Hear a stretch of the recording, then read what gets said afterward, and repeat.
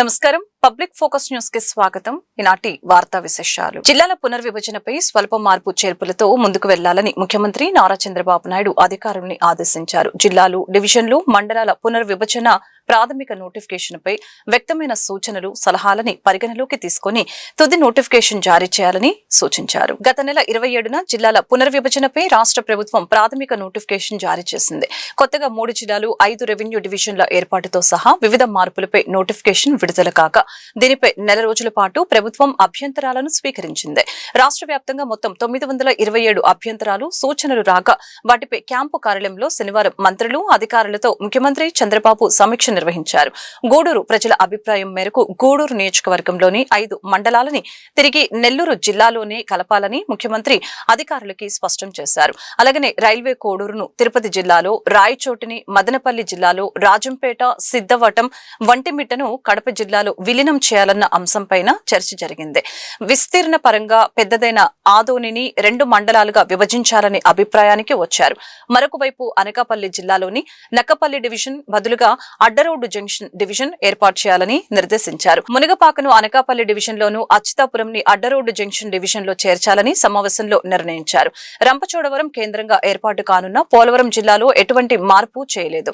ప్రాథమిక నోటిఫికేషన్ లో పేర్కొన్నట్లుగా యథావిధిగా కొనసాగించాలని సీఎం సూచించారు. రాజధాని కోసం భూములిచ్చిన రైతులకి 30 ఏళ్ల పాటు లింక్ డాక్యుమెంట్లు అడగకుండా రుణాలిచ్చేందుకు బ్యాంకర్లు అంగీకరించారని కేంద్ర మంత్రి పెమ్మసాని చంద్రశేఖర్ వెల్లడించారు. రిటర్నబుల్ ఫ్లాట్లకు సంబంధించి సిఆర్డీఏ ఇచ్చే డాక్యుమెంట్స్ ఆధారంగానే రుణాలు ఇచ్చేందుకు సమ్మతించారని పేర్కొన్నారు. రాజధాని రైతుల సమస్యలపై ప్రభుత్వం ఏర్పాటు చేసిన త్రిసభ్య కమిటీ సభ్యులైన పెమ్మసాని చంద్రశేఖర్, ఎమ్మెల్యే తాడికొండ శ్రావణ్ కుమార్ సిఆర్డీఏ కార్యాలయంలో సమావేశమై దాదాపు 3 గంటల పాటు వివిధ అంశాలపై చర్చించారు. ఈ సందర్భంగా మాట్లాడిన పెమ్మసాని భేటీలో చర్చించిన విషయాలను మీడియాకు వెల్లడించారు. భూ వివాదాలకు సంబంధించిన అంశాలను త్వరలోనే ఓ కొలిక్కి తీసుకువస్తామని తెలిపారు. రాజధాని నిర్మాణ పనుల్లో అమరావతి ప్రాంతానికి చెందిన దాదాపు 10,000 మందికి ఉపాధి కల్పించేలాగా చర్యలు తీసుకుంటున్నట్లు తెలిపారు. జరీపు భూముల సమస్యలపై సర్వే పూర్తి చేశామని, కమిటీ నివేదిక ఆధారంగా జరీపు రైతులకు న్యాయం చేస్తామని ఈ సందర్భంగా తెలియజేశారు. అలాగనే ఎస్ఎండ్ భూముల్లో న్యాయ సమస్యల పరిష్కారానికి చర్యలు తీసుకుంటున్నట్లు చెప్పారు. మనం 30 days లో వాటిని సాల్వ్ చేస్తామని చెప్పాం. ఇప్పుడు దాదాపు 30 days అయిపోయింది. రిపోర్ట్ అంతా వచ్చింది. దీనికి స్టేట్ నుంచి ఒక అఫీషియల్ కమిటీ వచ్చిన తర్వాత ఆ కమిటీ ద్వారా నెక్స్ట్ ప్లాన్ ఆఫ్ ఎగ్జిక్యూషన్, అంటే ఎవరికైతే జరీబు కావాలి, ఇవ్వాల్సి జెన్యున్గా రావాల్సిన వాళ్ళకి అలాట్ చేస్తారు త్వరలో. ఎవరైతే 1, 2 ఎక్కడైతే చిన్న చిన్న అవకతవకలు జరిగినాయో వాళ్ళకి ఒక నోటీస్ ఇచ్చే విధంగా ఎలా చేయాలనే దాని మీద డిస్కస్ చేసి అది ఎగ్జిక్యూట్ చేస్తాం. రెండోది గ్రామ కంటాలకు వచ్చేటప్పటికి టోటల్గా ఇంతకుముందు గుంటూరులో 238 కేసెస్ ఉంటే అదంతా సర్వే అయిపోయింది. తెనాలి డివిజన్ కింద 131 కేసులు ఉన్నాయి. అందులో ఇంకొక 25% అవ్వాలి. అయితే ఇప్పుడు ఈ మీటింగ్లో ఏంటంటే <10 cents ఉండి ఇంతకుముందు రిజెక్ట్ అయిన వాళ్ళు కొంతమంది ఉన్నారు, అంటే 415 మంది ఉన్నారు. వాళ్ళకి కూడా మొన్న ఏమనుకున్నామంటే అబౌవ్ 10 cents వాళ్ళే సర్వే చేద్దాం అనుకున్నాం. ఇప్పుడు కొంతమంది ఎమ్మెల్యే గారు వీళ్ళందరూ ఉండి <10 cents ఉండి రిజెక్ట్ అయిన వాళ్ళు ఉన్నారు 415 మంది, అవి కూడా చేయమన్నారు. సో దాని గురించి ఇంకొక 2 weeks పట్టేటట్టుంది టైం గ్రామ కంటాలది. తర్వాత నిన్న 400 kV లైన్స్ రీరూటింగ్ దగ్గర కొంతమంది రైతులు వాళ్ళు వచ్చి అబ్జెక్ట్ చేశారు. అంటే ఇది అందరికీ తెలియాల్సిన విషయం. ఆ రైతులు 2013లో ల్యాండ్ ఇచ్చారు, అంటే క్యాపిటల్ ఇదంతా అవ్వక ముందు ఇచ్చినటువంటి ల్యాండ్ అది. వాళ్ళు అనేది ఏంటంటే క్యాపిటల్ తర్వాత క్యాపిటల్ వచ్చినా కూడా మేము ఈ మధ్యనే ఇచ్చాము, ఆ ట్రాన్సిషన్లో ఇచ్చాం కాబట్టి మాది కూడా ల్యాండ్ పూలింగ్ కింద కన్సిడర్ చేయమంటారు. ఏంటంటే అధికారులు ఎంత ప్రయత్నించినా కూడా అది అయ్యేటువంటి పరిస్థితి కాదు. సుప్రీంకోర్టులో కేసు ఉంది. సుప్రీంకోర్టు కనుక జడ్జిమెంట్ వాళ్ళకి ఫేవర్గా ఇస్తే తర్వాత వాళ్ళకి కావాల్సినటువంటి ల్యాండ్ ఇస్తాము. ప్రస్తుతం ఉన్న పరిస్థితుల్లో మనం ఇవ్వలేము. కాబట్టి మీరు ఆ పనులకు అడ్డుపడొద్దు. ఎందుకంటే ఆ ఏరియాలో ఈ 400 kV లైన్ అవ్వకపోతే అదంతా డిస్టర్బ్ అవుద్దంటే వాళ్ళందరూ కూడా ఒప్పుకున్నారు. మేము కూడా వాళ్ళకి ఎంత సహాయం చేయాలో అంత, అక్కడ సుప్రీంకోర్టులో కేసు ఉంది కాబట్టి ఢిల్లీ లెవెల్లో నేను కానీ ఇక్కడ ఉన్నటువంటి అధికారులు కానీ నారాయణ గారు వీళ్ళందరూ హెల్ప్ చేస్తామని చెప్పాం. తర్వాత నెక్స్ట్ ఐటమ్ వచ్చేటప్పటికి రోడ్ హిట్స్లో లాస్ట్ టైం మనం ఇంపాక్ట్ అసెస్మెంట్ చేసినప్పుడు దాదాపు ముఖ్యమంత్రి స్థానంలో నాయకులు మారిన విశాఖ ఉక్కు కార్మికుల నిరసన శిబిరాలు అలాగనే ఉన్నాయని తెలంగాణ కాంగ్రెస్ నేత జగ్గారెడ్డి విమర్శించారు. కాంగ్రెస్ పార్టీ నుంచి సోనియా గాంధీ, రాహుల్ గాంధీ ఒక మాట ఇస్తే నిలబడతారని, రాహుల్ గాంధీ ప్రధానమంత్రి పదవి చేపట్టగానే విశాఖ ఉక్కు సంస్థను ఆదుకుంటామని హామీ నెరవేరుస్తామని జగ్గారెడ్డి ప్రకటించారు. 3 ఏళ్లలో రాబోయే ఎన్నికల్లో ఆంధ్రప్రదేశ్ లో కాంగ్రెస్ పార్టీకి 25 లోక్సభ సీట్లు ఇవ్వాలని ఆయన విజ్ఞప్తి చేశారు. ఆంధ్రరత్న భవన్ లో ఏర్పాటు చేసిన విలేకరుల సమావేశంలో తెలంగాణ కాంగ్రెస్ నేత జగ్గారెడ్డి మాట్లాడారు. ప్రధానమంత్రిగా చంద్రబాబు, రెండవసారి ముఖ్యమంత్రిగా జగన్ ముఖ్యమంత్రిగా ఉన్నా వారి పదవీ కాలంలో విశాఖ ఉక్కు పరిశ్రమ సమస్యలు అలాగనే ఉండటం విచారకరమని తెలిపారు. టీడీపీ, జనసేన, వైసీపీ పార్లమెంటు సభ్యులు పార్లమెంట్ లో ఏం చేస్తున్నారని ఆయన ప్రశ్నించారు. ఉమ్మడి రాష్ట్రంగా ఉన్నప్పుడు సోనియా నేతృత్వంలో కాంగ్రెస్ ప్రభుత్వం అనేక సార్లు వేల కోట్ల ప్యాకేజ్ ఇచ్చిన సందర్భాలు ఉన్నాయని జగ్గారెడ్డి వ్యాఖ్యానించారు. ఇంట్లో వ్యక్తికి క్యాన్సర్ వస్తే 10,000 జీతగాళ్ల కుటుంబం కూడా లక్షల రూపాయలు అప్పు చేసైనా కాపాడుకునే ప్రయత్నం చేసేంత జ్ఞానం మోదీ, చంద్రబాబు, జగన్, పవన్ కళ్యాణ్లకు లేదా అని ఆయన దుయ్యపట్టారు. విశాఖ సభలో రాహుల్ గాంధీ అధికారం చేపట్టిన వెంటనే విశాఖ స్టీల్ ప్లాంట్ ని నిధులతో నిలబెడతామని హామీ ఇచ్చారని ఆయన తెలిపారు. నేను పుట్టలేదు, మీరు కూడా చాలా మంది పుట్టలేదు, ఒకరెవరో ఉన్నారు ఇక్కడ, వారి పేరు సార్ 64. విశాఖ హక్కు, ఆంధ్రుల హక్కు ఉద్యమము వైజాగ్ ప్రారంభమైన ఈ ఉద్యమము వైజాగ్లో స్టీల్ ప్లాంట్ పెట్టాలని, ఆ రోజు విశాఖ హక్కు, ఆంధ్రుల హక్కు అని మహా ఉద్యమం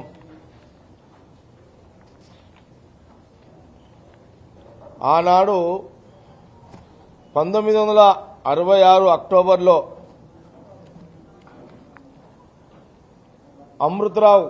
అమృతరావు గారు కాంగ్రెస్ ఏఐసిసి సభ్యులు, దళిత నాయకులు విశాఖ హక్కు, ఆంధ్రుల హక్కు అని గుంటూరు నుండి విశాఖపట్నం కలెక్టరేట్ వరకు వెళ్లి అక్కడ నిరాహార దీక్ష చేసిన చరిత్ర. 1966 నవంబర్లో బ్రహ్మానంద రెడ్డి గారు ముఖ్యమంత్రిగా ఉండగా దాన్ని వినిపింపజేసి సానుకూలంగా స్పందించారు. 1970లో ఇందిరాగాంధీ గారు పార్లమెంట్లో దీనిని గుజరాత్ వాళ్ళు కూడా అడుగుతున్నారు,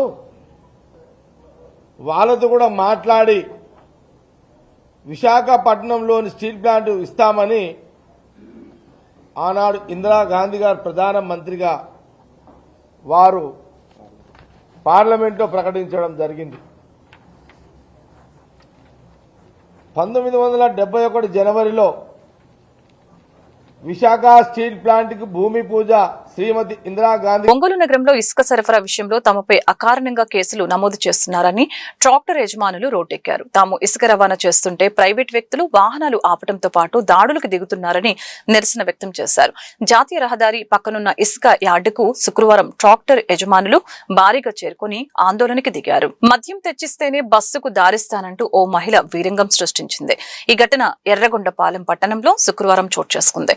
ఈ దృశ్యాలు సామాజిక మాధ్యమాలు హల్చల్ చేశాయి. ఎర్రగొండపాలెం పట్టణంలోని పుల్లల చెరువు బస్టాండ్ నుంచి ఓ ఆర్టీసీ బస్సు బయలుదేరింది. అదే సమయంలో మద్యం మత్తులో ఉన్న ఓ మహిళ బస్సుకు అడ్డంగా కూర్చొని నిలిపివేసింది. మద్యం కావాలని లేకుంటే బస్సును కదలనివ్వనని భీష్మించింది. దీంతో బస్సును అరగంట పాటు నిలిపివేశారు. పరిస్థితిని గమనించిన స్థానికులు ఆమెను బలవంతంగా అక్కడి నుంచి రోడ్డు పక్కకు తరలించడంతో బస్సు ముందుకు కదిలింది. ఈమె నల్లమల అటవీ ప్రాంతంలోని ఓ గూడానికి చెందిన మహిళగా భావిస్తున్నారు. ఘటనపై ఎలాంటి కేసు నమోదు కాలేదు. ఒంగోలు నగరపాలక సంస్థ ఆర్థిక సంక్షోభాన్ని అధిగమించడానికి బకాయిలపై దృష్టి సారించింది. ఇంటి పన్నులు, కుళాయి పన్ను బకాయిలతో పాటు దుకాణ సముదాయాల అద్దె బకాయిల వసూలపై చర్యలు ప్రారంభించింది. కరోనా సమయంలో వ్యాపారాలు లేనందున అద్దె మినహాయింపునివ్వాలని గతంలో వ్యాపారులు అర్జీ సమర్పించారు. వారి వినతిని ప్రభుత్వానికి పంపినా ఆమోదం లభించలేదు. అప్పటి నుంచి అద్దెలుకుంటున్న వారు చెల్లింపులు నిలిపివేశారు. పాత బకాయిలు వడ్డీకి వడ్డీ పెడుతూ పెరిగిపోయాయి. ఒక నెల్లూరు బస్టాండ్ అమరజీవి కాంప్లెక్స్ నుంచి 3.50 కోట్లు కోట్లు వసూలు కావాల్సి ఉంది. కూరగాయల మార్కెట్లో సుమారు 5 కోట్ల బకాయిలు ఉన్నాయి. వ్యాపారులకు నోటీసులు ఇచ్చినా స్పందించకపోవడంతో కమిషనర్ కె వెంకటేశ్వరరావు ఆదేశాల మేరకు శుక్రవారం రెవెన్యూ, టౌన్ ప్లానింగ్ సిబ్బంది వెళ్లి దుకాణాలకు విద్యుత్ సరఫరా నిలిపివేశారు.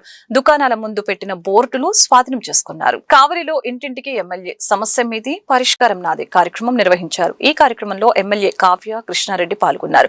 ముందుగా ఆయనకు నాయకులు, ప్రజలు, మహిళలు, యువత ఘన స్వాగతం పలికారు. అధికారులు వార్డు నాయకులతో కలిసి ప్రతి ఇంటికి వెళ్లి ప్రజల సమస్యల్ని, అవసరాలని ఎమ్మెల్యే ప్రత్యక్షంగా అడిగి తెలుసుకున్నారు. చెత్త నిర్వహణ, కాలువలు, రోడ్లు, వీధి దీపాలు, తాగునీటి గురించి ఆరా తీశారు. ప్రజలు తెలిపిన సమస్యల్ని తక్షణం పరిష్కరించారు. విశేష జనాదరణ ఉన్న దివంగత వంగవీటి మోహనరంగ పేరును రాష్ట్రంలో ఏదో ఒక జిల్లాకు పెట్టాలని రాధా మిత్ర మండలి అధ్యక్షుడు చెన్నుపాటి శ్రీనివాసరావు ప్రభుత్వానికి విజ్ఞప్తి చేశారు. గత ప్రభుత్వం, ప్రస్తుత ప్రభుత్వం ఈ విషయంలో ఎందుకు సంశయిస్తుందో అర్థం కావటం లేదని తెలిపారు. కూటమి ప్రభుత్వం ఆ దిశగా చర్యలు తీసుకుంటుందన్న ఆశాభావాన్ని ఆయన వ్యక్తం చేశారు. మాజీ ఎమ్మెల్యే దివంగత వంగవీటి మోహనరంగ 37వ వర్ధంతి సందర్భంగా గాంధీనగర్ లో మా ఆర్ట్స్ కార్యాలయం వద్ద రాధారంగ మిత్ర మండలి మా ఆర్ట్స్ సంయుక్త ఆధ్వర్యంలో వర్ధంతి సభ నిర్వహించడం జరిగింది. ఈ కార్యక్రమంలో సెంట్రల్ ఎమ్మెల్యే బోండా ఉమామేశ్వరరావు, జనసేన నేత సామినేని ఉదయపాను, ఇంకా రాధారంగ మిత్ర మండలి అధ్యక్షులు చెన్నుపాటి శ్రీనివాస్, టీడీపీ రాష్ట్ర కార్యదర్శి నవనీతం సాంబశివరావు, సిటీ కాంగ్రెస్ అధ్యక్షుడు నరహరిశెట్టి నరసింహారావు, బీజేపీ నాయకులు పైలా సోమినాయుడు, జనసేన నాయకురాలు రావి సౌజన్య, టీడీపీ నేత రత్నం రమేష్ తదితరులు పాల్గొని దివంగత విఎం రంగాకు ఘన నివాళులు అర్పించడం జరిగింది. ఇప్పటికే ఆయన వర్ధంతి, జయంతి కార్యక్రమాలను రాష్ట్ర వ్యాప్తంగా జరుగుతున్నాయని చెప్పారు. పేద ప్రజల పక్షాన పోరాటం చేస్తూ తన జీవితాన్ని త్యాగం చేసిన రంగా స్ఫూర్తి మరవలేనిదని అన్నారు. ఈ కార్యక్రమంలో రంగా అభిమానులు విశేష సంఖ్యలో హాజరయ్యారు. పోరాడి నిలిచి గెలిచిన వ్యక్తి వంగవీటి మోహన రంగానని ఈ సందర్భంగా మరొక్కసారి గుర్తు చేస్తా ఉన్నా. ఎందుకంటే అది ఒక వంగవీటి మోహన్ రంగ గారు ఒక వ్యక్తి కాదు, ఒక వ్యవస్థ, ఒక శక్తి. ఆయన ధైర్యం, ఆయన ఆలోచన విధానం ఇందాడ మా గురునాథం అన్న చెప్పాడు. ఏ విధంగా ఆయన ఆలోచిస్తాడు, ఏ విధంగా ఆయన వ్యవహరిస్తాడు అని. ఆయన పేదవాడి సమస్య పట్ల అవతల వాడు ఎంత పెద్ద వ్యక్తి అయినా, ఎంత పెద్ద వ్యవస్థ అయినా ఎదిరించి ఒక సామాన్యుడి కోసం నిలబడి గెలిచినటువంటి, పోరాడినటువంటి వ్యక్తి వంగవీటి మోహన్ రంగ గారు. అనేకమైనటువంటి ఉదాహరణలు ఉన్నాయి.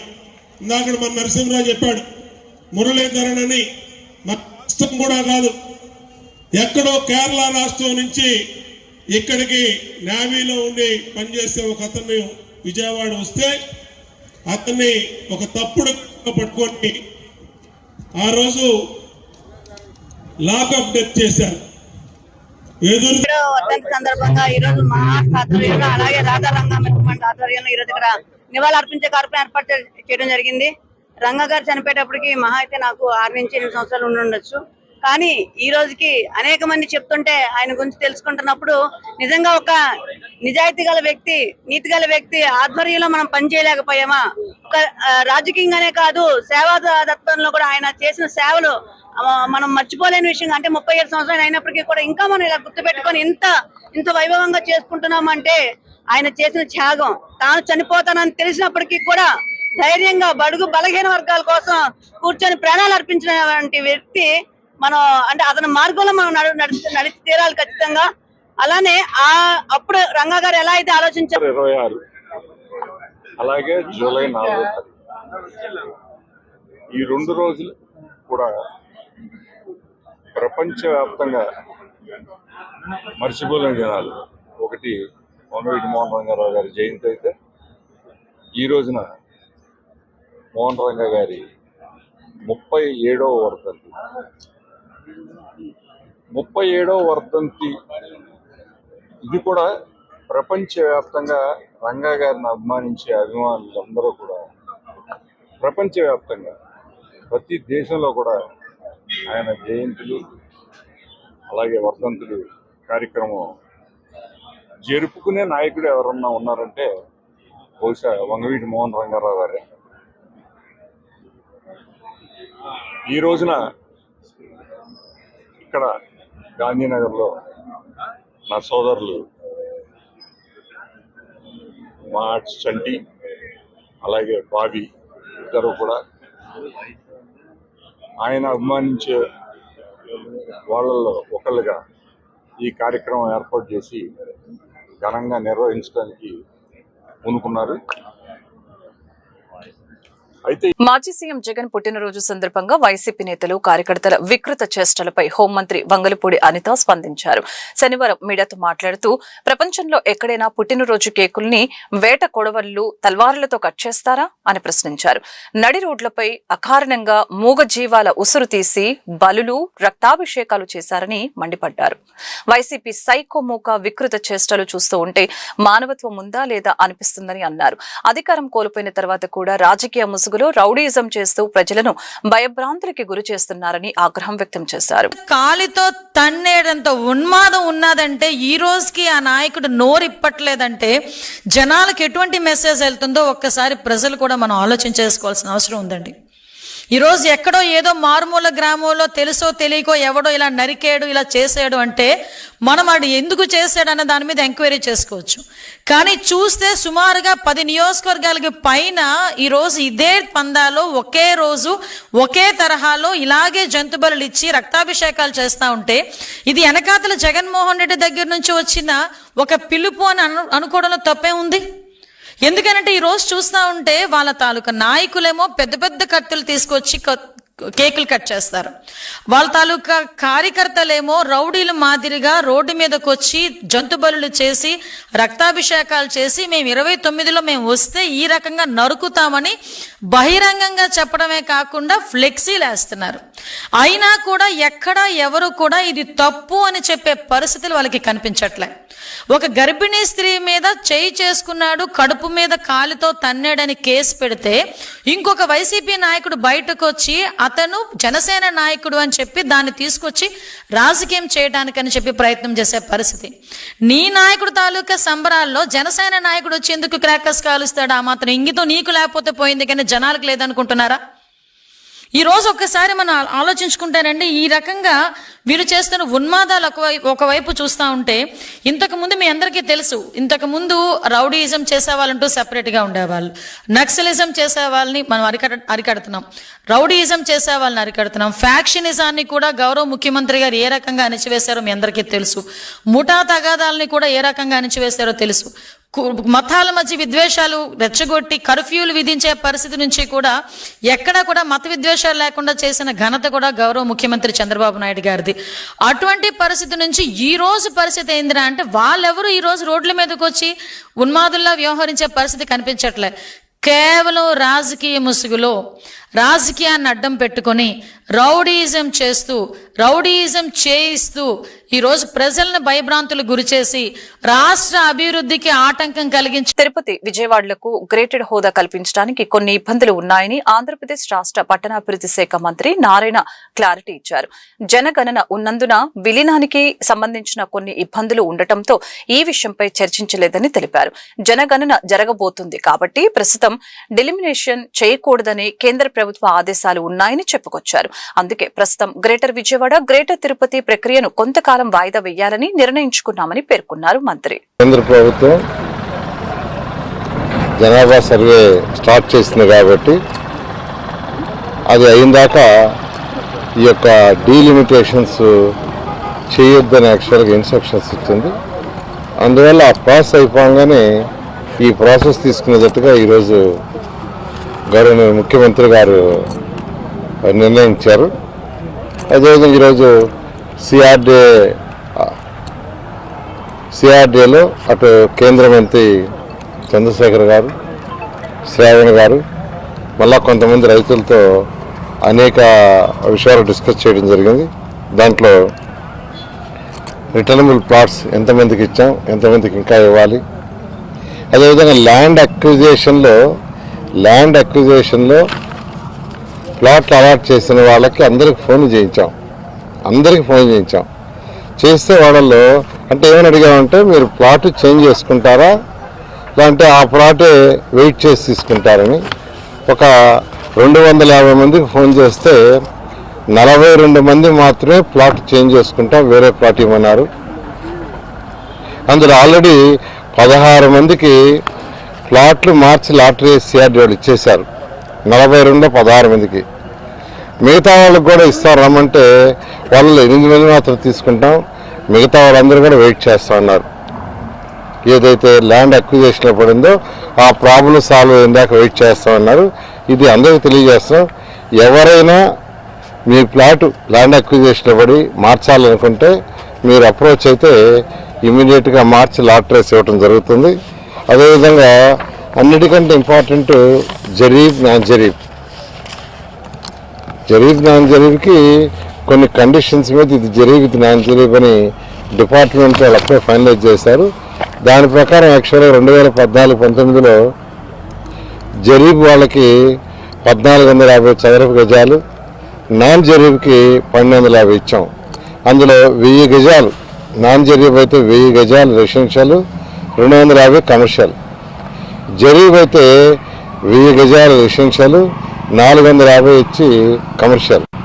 అయితే కొంతమంది మాది కూడా జరీబు కన్సిడర్ చేయమని అప్పీల్ చేయటం, దాని మీద కమిటీ డిస్ట్రిక్ట్. గత వైసీపీ ప్రభుత్వంలో నిర్లక్ష్యానికి గురైన పార్కులకు పునర్జీవం కల్పించామని సెంట్రల్ ఎమ్మెల్యే బోండా ఉమామేశ్వరరావు అన్నారు. ఎల్బీఎస్ నగర్ లో ప్రారంభించిన ఆధునిక పార్కును పరిశుభ్రంగా ఉంచుకోవాల్సిన బాధ్యత కూడా స్థానికులదేనని ఆయన తెలిపారు. పార్కుల చుట్టూరు ఫెన్సింగ్ ను ఏర్పాటు చేసి నిరంతరం సీసీ కెమెరాల ద్వారా పర్యవేక్షిస్తూ అల్లరి మూకలను నియంత్రిస్తామని పేర్కొన్నారు. సెంట్రల్ నియోజకవర్గంలోని 62వ డివిజన్ ఎల్బీఎస్ నగర్ వికలాంగుల హాస్టల్ వద్ద విజయవాడ నగరపాలక సంస్థ 43 లక్షల రూపాయల వ్యయంతో నూతనంగా ఉద్యానవనం పార్కును ఘనంగా ప్రభుత్వ విప్ సెంట్రల్ నియోజకవర్గ శాసనసభ్యులు బోండా ఉమామేశ్వరరావు చేతుల మీదుగా ప్రారంభించుకోవడం జరిగింది. ఈ సందర్భంగా బోండా ఉమా మాట్లాడారు. 21వ డివిజన్ లో గతంలో నిర్లక్ష్యానికి గురైన ఓపెన్ ప్లేస్ లు పార్కులను పూర్తిగా ఆధునీకరించి ప్రజల వినియోగంలోకి తీసుకొని వస్తున్నామని, ఎంత ఖర్చైనా పర్వాలేదు కానీ స్థానిక మహిళలు, సీనియర్ సిటిజన్లు, పిల్లలతో సహా అందరికీ ఉపయోగపడే విధంగా పార్కులను అభివృద్ధి చేయడమే ఎన్డీఏ ప్రభుత్వ లక్ష్యమని ఈ సందర్భంగా తెలియజేశారు. 43 లక్షల వ్యయంతో ఈ పార్కును పూర్తిగా ఆధునీకరించామని, ఈ పార్కు అభివృద్ధితో పిల్లలు రోడ్లపై ఆడకుండా సురక్షితమైన ప్లే ఏరియాలో ఆడుకునే అవకాశం కల్పించామని, మహిళలు, యువత కోసం ఆధునిక జిమ్ ఎక్విప్మెంట్ ఏర్పాటు చేశామని చెప్పారు. అలాగనే సీనియర్ సిటిజన్లు నడక చేయడానికి అనుకూలంగా శాండ్ వాకింగ్ ట్రాక్ ఏర్పాటు చేయడం జరిగిందని చెప్పారు. ఈ పార్కును కేవలం నిర్మించి వదిలివేయకుండా నిరంతర నిర్వహణ కోసం స్థానికులతో కలిసి కమిటీలను ఏర్పాటు చేస్తామని, ఫుల్ టైం స్థానిక వాచ్మెన్ ను నియమించి పార్కు ఎలాంటి నష్టం చెందకుండా అన్ని చర్యలు తీసుకుంటామని ఈ సందర్భంగా భరోసా ఇచ్చారు. అవసరమైన చోట ఫెన్సింగ్ ను కూడా ఏర్పాటు చేస్తామని తెలిపారు. నిర్లక్ష్యానికి గురి కాబడి ఆ పార్కులన్నిటిని కూడా ఆధునీకరించి ఎంత ఖర్చైనా సరే ఆ స్థానికులకి, అక్కడ ఉన్నటువంటి మహిళా సోదరీమణులకి, సీనియర్ సిటిజన్స్కి, పిల్లలకి అందరికీ ఉపయోగపడేటట్టుగా ఆధునీకరిస్తూ ఉన్నాం. ఇవాళ 62వ డివిజన్లో ఎల్బీఎస్ నగర్లో ఇక్కడ ఈ పార్కు గతంలో చాలా దుర్వాసనతో, చెత్తా చెదారంతో నిండి ఉండేది. ఎలక్షన్లో ప్రచారానికి వచ్చినప్పుడు వీళ్ళందరూ కూడా అడగటం జరిగింది, దీన్ని మాకు వినియోగంలో తీసుకొచ్చి బాగు చేసేవాడిని. ఆ రోజు మాట ఇచ్చాం. తర్వాత ప్రభుత్వం వచ్చినాక ఇవాళ దాదాపు 43 లక్షలు ఖర్చు పెట్టి ఆధునీకరించాం.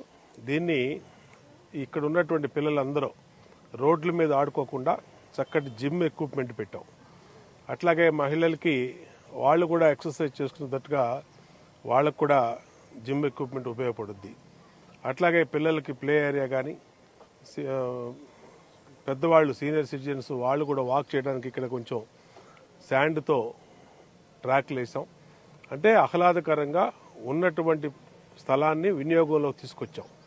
దీనివల్ల చుట్టుపక్కల వాళ్ళందరూ కూడా దీన్ని సద్వినియోగం చేసుకునే దానికి అవకాశం ఉంది. వీటికి కమిటీలు కూడా వేస్తాం.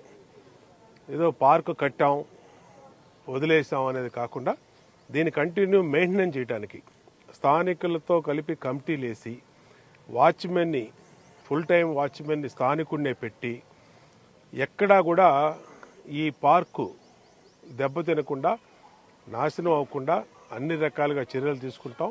చుట్టూతో ఫెన్సింగ్ అడిగారు, ఫెన్సింగ్ కూడా ఏర్పాటు చేస్తాం.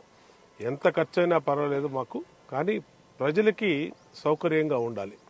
ముఖ్యంగా స్థానికులకి. ఇది కోడల్లో ఉన్నటువంటి ఎల్బీఎస్ నగర్ లోపల ఉన్నటువంటి పార్క్. ఇది కేబిఎన్ కళాశాల 60వ వార్షికోత్సవం సందర్భంగా పూర్వ విద్యార్థుల సమావేశం అత్యంత భారీగా నిర్వహిస్తున్నట్లు కేబిఎన్ కళాశాల పూర్వ విద్యార్థుల సంఘం అధ్యక్షులు ప్రముఖ న్యాయవాది జిపి రామకృష్ణ వెల్లడించారు. ముఖ్య అతిథిగా ఎంపీ కేశినేని శివనాథ్ తో పాటు పూర్వ విద్యార్థులైన సివిల్ అధికారులు, సినీ, టీవీ రంగ ప్రముఖులు ఈ కార్యక్రమంలో హాజరవుతారని స్పష్టం చేశారు. కేబిఎన్ కళాశాలలో నిర్వహించిన విలేకరుల సమావేశంలో డిపి రామకృష్ణ మాట్లాడారు.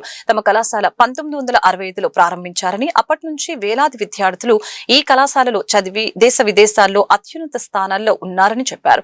కళాశాల అధ్యాపకుల బోధన, ప్రోత్సాహం తమ విజయాలకు కారణమని అన్నారు.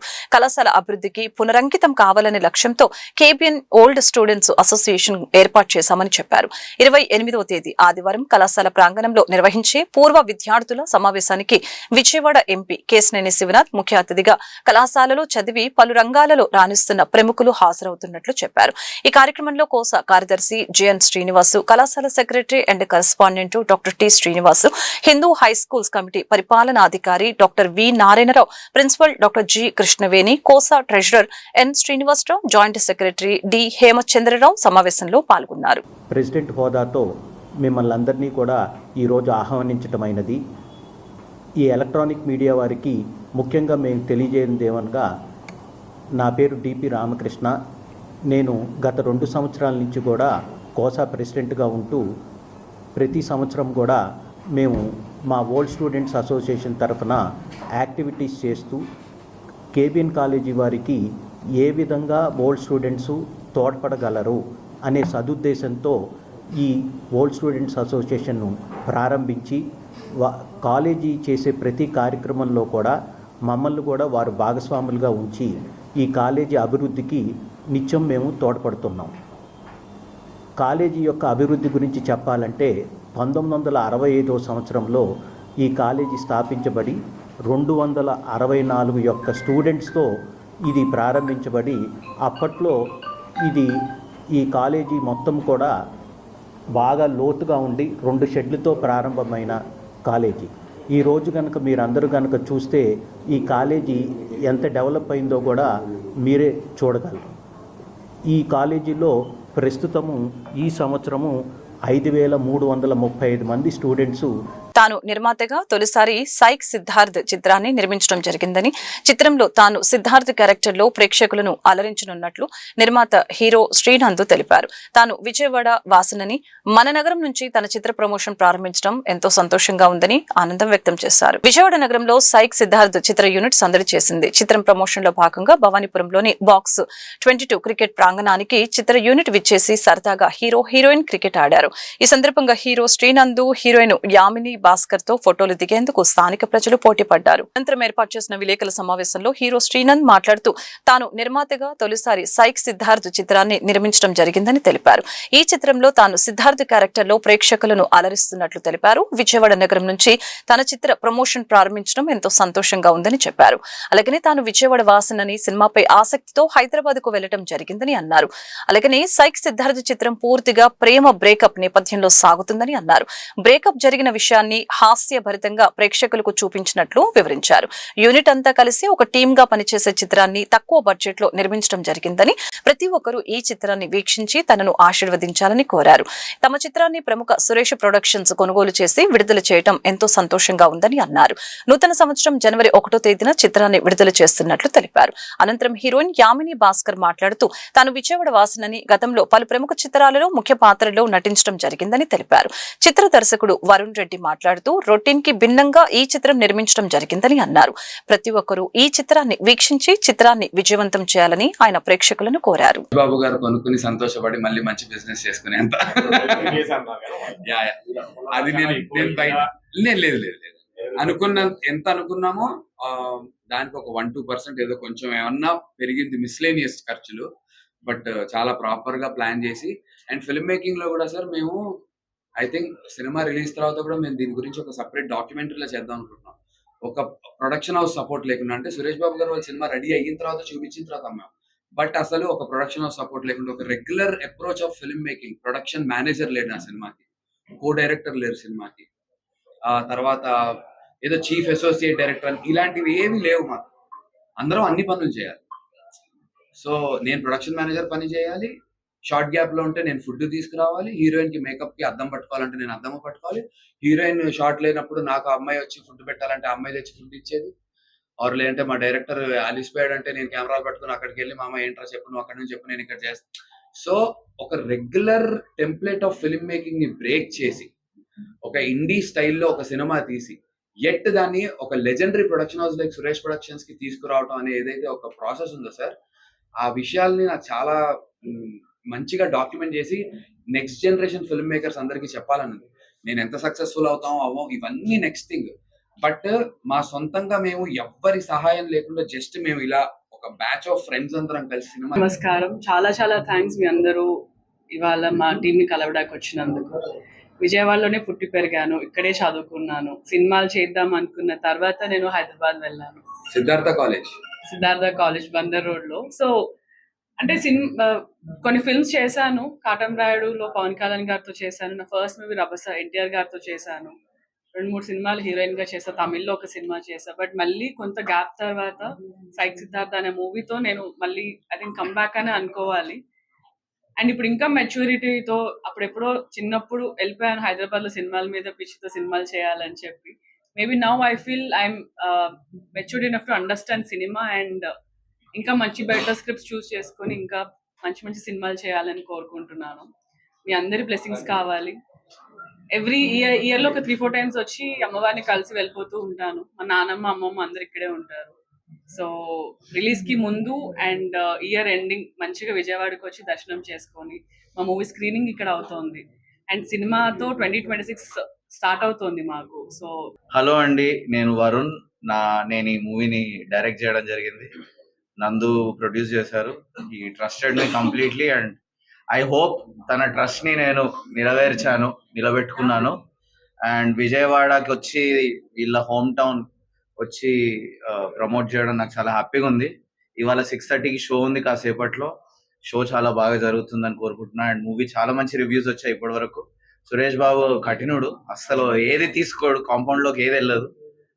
సో అలాంటిది మా ఫిలిం లోపలికి వెళ్ళి రాత్రి పొద్దున్న కొనడం జరిగింది, నిజంగా వాస్తవం. సో సురేష్ బాబు గారు, ఓకే, సో సురేష్ బాబు గారు అట్లా రాత్రి పొద్దున్న కొన్నారంటే అది సీల్ ఆఫ్ ఎక్సలెన్స్ అనే. సో డెఫినెట్లీ తన ఎక్స్పీరియన్స్ ని, తన దశాబ్దాలుగా నువ్వు నాకు నచ్చావు లాంటి క్లాసిక్స్, పెళ్లి చూపులు లాంటి క్లాసిక్స్ మీకు అందజేసిన సురేష్ ప్రొడక్షన్స్ నమ్మకం మీద మీరు వెళ్ళిపోవచ్చు హ్యాపీగా. ఫస్ట్న ఇట్స్ లాంగ్ వీకెండ్, పిల్లలు చాలా మందికి కూడా వెకేషన్స్ ఉన్నాయి, జనవరి వెకేషన్స్, 4th వరకు హాలిడేస్ ఉన్నాయి చాలా స్కూల్స్ కి. సో ఫ్రీగా ఉన్న వాళ్ళందరూ డెఫినెట్లీ చూడండి.